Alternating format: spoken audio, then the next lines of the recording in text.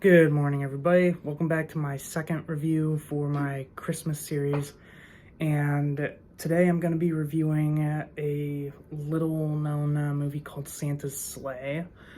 And so technically, this is like a Christmas horror movie, but not really. Like I consider it more like way more of a comedy than horror film. Like you got that wrestler Bill Goldberg playing as like a homicidal Santa Claus.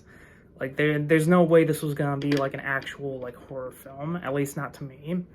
But the main story is basically about um how this kid who who's kind of on the fence of believing in Santa Claus hears this story from his grandfather about how the real Santa is actually like this demon who went around killing people, but he lost a bet with an angel, so that's why he delivers presents to good kids every year. But the catch is that after I think it was like 5,000 years or something like that, his curse or deal is broken. So then he resumes killing people. And the main characters are all right. I honestly can't remember I actually can't even remember their names. One of them was named Nick. The grandfather is okay. The guy's interest is okay. I mean, really, the only highlight is Bill Goldberg as Santa Claus. But again, I never saw this as a horror film when I watched it. Mostly because, like, again, you got a famous wrestler playing as Santa Claus. There's a kill scene where he even does his like signature wrestling move, where he basically plows through this one of those like glass displays that you see at like grocery stores, and then he kills a guy with a Hanukkah, and there's just so many funny moments in this film that I just can't call it a scary movie. That and the fact that instead of reindeer, there's this giant buffalo or whatever that he rides, and according to the behind the scenes footage, Bill Goldberg actually scared the shit out of that buffalo when when he tried talking to him, because I guess his voice was too deep or something. But either way, the movie's still pretty funny. I mean, I definitely recommend this as like not a movie to take seriously, but like just a fun film to watch, like just late at night during the Christmas season. It's one of those movies that you just gotta turn your brain off and see, because there's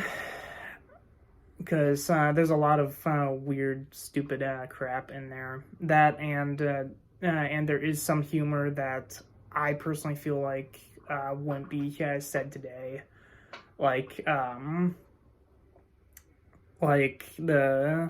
guy, the main character Nicholas. He gets a Christmas present from his girlfriend that looks like a gun, and then he finds out that when you open it up, it's sort of like one of those Indian totems or something like that.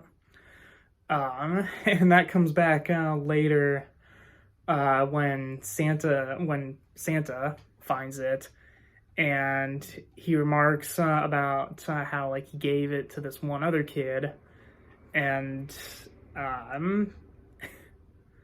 well, you'd have to see the movie, but it's really funny. Another highlight is this one scene where Santa's in a where Santa's in like this strip club, and like he pauses to clean the stripper pole before he actually kills people with it.